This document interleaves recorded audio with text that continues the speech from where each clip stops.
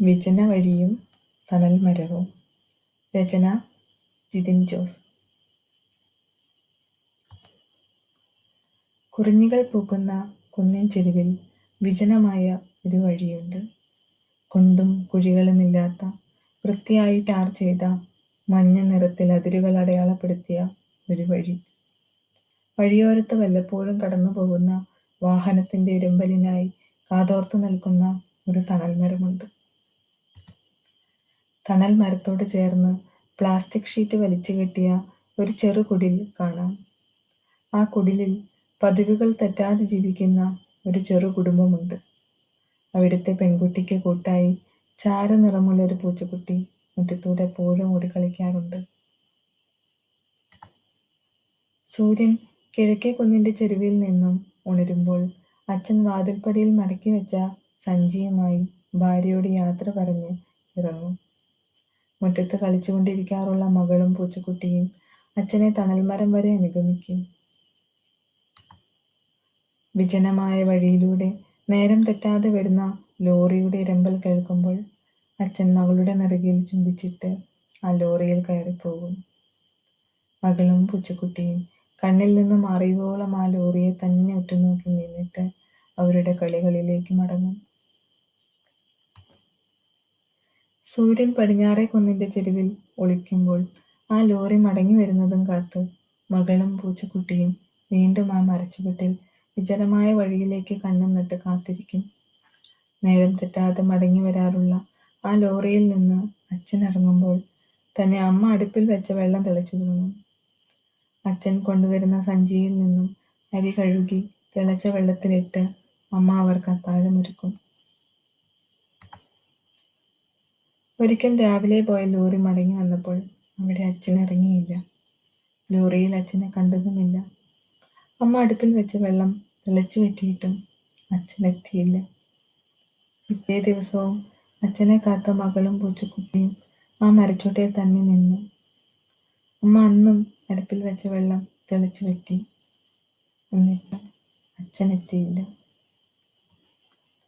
വിശന്നു തളർന്ന മകളുടെ കണ്ണുകൾ കണ്ട അമ്മ അടുത്ത ദിവസം രാവിലെ സൂര്യൻ ഉദിച്ചപ്പോൾ മടക്കി വെച്ച മറ്റൊരു സഞ്ചിയും എടുത്ത് ആ തണൽ മരച്ചുവട്ടിൽ കാത്തു നിന്നു.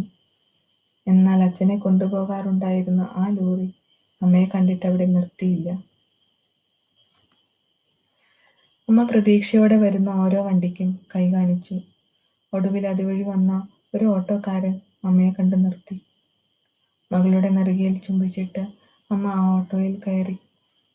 കണ്ണിൽ നിന്ന് മറയുവോളം മകളും പൂച്ചക്കുട്ടിയും ആ ഓട്ടോയെ തന്നെ നോക്കി നിന്നിട്ട് അവരുടെ കളികളിലേക്ക് മടങ്ങി. സൂര്യൻ പടിഞ്ഞാറേ കുന്നിന്റെ മറവിൽ ഒളിച്ചപ്പോൾ അമ്മ തിരികെ വന്നു. മകൾ അടുപ്പിൽ വെച്ച വെള്ളം കാത്തിരിക്കുകയായിരുന്നു. അവൾക്ക് കൂട്ടായി പൂച്ചക്കുട്ടി അരികിൽ തന്നെയുണ്ട്. അഴിഞ്ഞു പടർന്ന മുടിയും ഉടഞ്ഞ സാരിയും ഒതുക്കി അമ്മ സഞ്ചിയിലെ അരി കഴുകി തിളച്ച വെള്ളത്തിലിടുമ്പോൾ മകൾക്ക് തോന്നി അച്ഛന്റെ വിയർപ്പിന്റെ മണമല്ല അമ്മയ്ക്കുള്ളതെന്ന്. ഒരിക്കൽ അമ്മയെ കൊണ്ടുപോയ ഓട്ടോ തിരികെ വന്നപ്പോൾ അതിൽ നിന്നും അമ്മ ഇറങ്ങിയില്ല. അവൾ അടുപ്പിൽ വെച്ച വെള്ളം തിളച്ചു വെറ്റിയിട്ടും അമ്മ വന്നില്ല. രണ്ടാം ദിവസവും അടുപ്പിൽ വെള്ളം വെച്ച് അവളും പൂച്ചക്കുട്ടിയും അമ്മയ്ക്കായി ആ മരച്ചുവട്ടിൽ വഴിയിലേക്ക് കണ്ണും നട്ട് കാത്തിരുന്നു. എന്നിട്ടും അമ്മ എത്തിയില്ല. അടുത്ത ദിവസം അവൾ ഉള്ളതിൽ ഭംഗിയുള്ള പുള്ളിയുടുപ്പിട്ട് ഒരുങ്ങി മടക്കി വെച്ച മറ്റൊരു സഞ്ചിയുമായി തണൽ മരച്ചുവട്ടിൽ കാത്തു നിന്നു. അവളെ കണ്ടിട്ടും അച്ഛനെ കൊണ്ടുപോകാറുണ്ടായിരുന്ന ലോറിയും അമ്മയെ കൊണ്ടുപോകാറുണ്ടായിരുന്ന ഓട്ടോയും നിർത്തിയില്ല. പിന്നീട് എപ്പോഴോ വന്ന വെളുത്ത ഒരു കാർ അവളെ കണ്ടു നിർത്തി. അവൾ പൂച്ചക്കുട്ടിയുടെ നെറുകയിൽ ചുംബിച്ചിട്ട് കാറിൽ കയറി.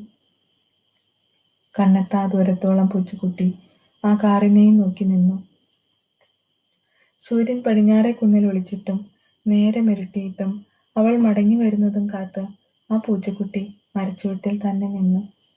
പക്ഷെ അവളെ കൊണ്ടുപോയ ആ കാർ തിരികെ വന്നില്ല. അച്ഛനെ കൊണ്ടുപോകാറുള്ള ലോറിക്കാരൻ പറയാതിരുന്ന മരണവും അമ്മയെ കൊണ്ടുപോയ ഓട്ടോക്കാരന്റെ കീശയിലെ മാംസത്തിന്റെ മണമുള്ള നോട്ടുകെട്ടുകളും മകളെ കൊണ്ടുപോയ കാറുകാരന്റെ കണ്ണിലെ കുതിയും അങ്ങനെ എല്ലാം മനസ്സിലായിട്ടും ഒന്നും പറയാൻ കഴിയാതെ തണൽമരം തലകുനിച്ചു നിന്നു.